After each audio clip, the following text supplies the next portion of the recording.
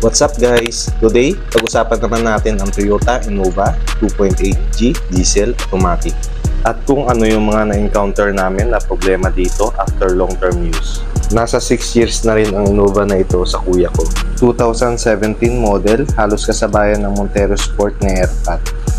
And almost 3 years din itong pinang-grab. Pero mapapansin natin na napakalinis pa rin ng mga pintura niya. So dito malalaman natin kung matibay ba talaga ang Toyota Innova. Check naman natin sa loob, and kung mapapansin nyo, napakalinis. And pagbukas ko, na-notice ko kaagad na amoy bago pa rin.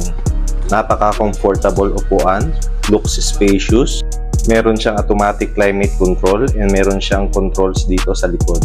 Napakalamig pa rin ang aircon niya kahit kakabukas lang namin at nasa initan pa yung sasakyan.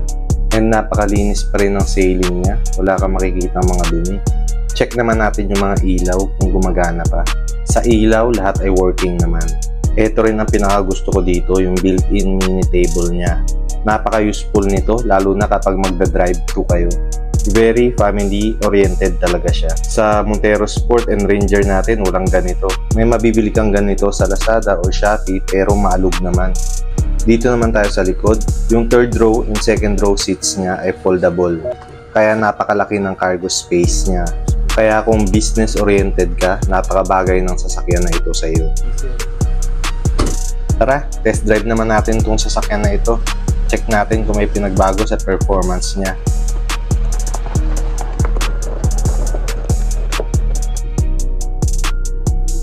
Kung mapapansin nyo, dito sa bandang ilalim, meron siyang ambient light na color blue. At dito sa ceiling niya, meron din. So kapag gabi, maliwanag. Isa to sa mga likes ko sa sasakyan na ito. Itong steering wheel niya, medyo natuklap na kasi urethane lang to. May iwasan naman sana yung ganito kung bibili ka ng mga cover para maprotektahan yung steering wheel. Nasa 65,500 na ang tinakbo ng Innova na ito. Kaya medyo gamit na gamit din kasi pinang-grab to ng 3 years. At madalas ding iluwas to from Manila to Mindoro, vice versa. Punong-puno rin ng mga gamit ito kapag umuwi ng probinsya. Napakaganda pa rin umarangkada ng sasakyan na ito. Yung shifting ng transmission, napaka-smooth pa rin. Ang gusto ko dito sa Innova na diesel, talagang ang lakas humatak, matulin, di ka mabibitin. Meron itong 2.8 liter na engine at 172 HP and 360 Nm of torque. Napaka-reliable ng engine na ito. Kaya sa mga paahon, napaka-easy lang sa kanya. Kahit napuno pa yung sasakyan. Ito yung pinaka-main selling point ng Innova, yung engine niya. Hindi ka bibili ng sasakyan na ito for looks or for electronics. Kaya siya tinawag na MPV dahil multi-purpose vehicle siya. Sa ride quality naman niya, may mga nagsasabi na matagtag daw ang Innova. Para sa akin, hindi naman siya matagtag. Napaka-smooth naman ng ride. Siyempre, pag nadaan ka sa lubak, mararamdaman mo talaga. Pero hindi naman yung sasakit yung katawan mo. Very tolerable naman. Tulog na tulog nga yung mga angkas dito palagi pag sa long ride. Ang isa pa sa kagandahan dito sa Innova, matipid siya sa gas. Sa mixed driving condition, nagre-range siya sa 10 km per liter. At lagi lang to naka-eco mode. Sa NVH naman niya, tahimik naman dito sa loob. Maririnig mo lang yung engine sound niya kapag nag-throttle ka. Pero hindi in the sense na madidistract ka. Para sa akin, ang ganda nga pakinggan ng engine sound niya lalo na kapag humaharurot ka na. At sa 6 years, ang napalitan lang dito ay yung gulong niya at battery.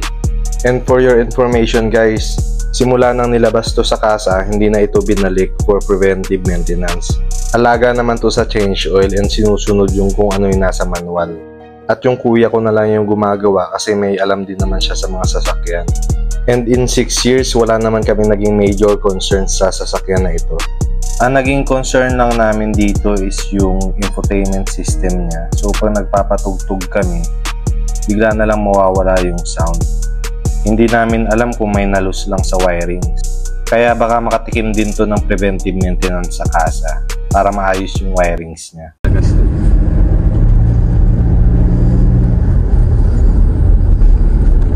Sa overtaking, napaka-smooth and responsive niya pa rin talaga. Yung steering niya, malambot, napakadali sa mga cornering. Sa brakes naman, wala siyang ABS. So pag nag-apply ka ng brakes, dapat dahan-dahan kasi mapapasubsob ka talaga pag nabigla mo siyang apakan. Yung visibility niya maganda kasi yung mga pillars niya maliliit. Kaya yung blind spot niya minimal. Tsaka ang gusto ko dito, ang daming cup holders. Tulad nito sa driver's seat, meron din sa passenger seat. Tapos may storage siya dito sa baba, saka sa taas.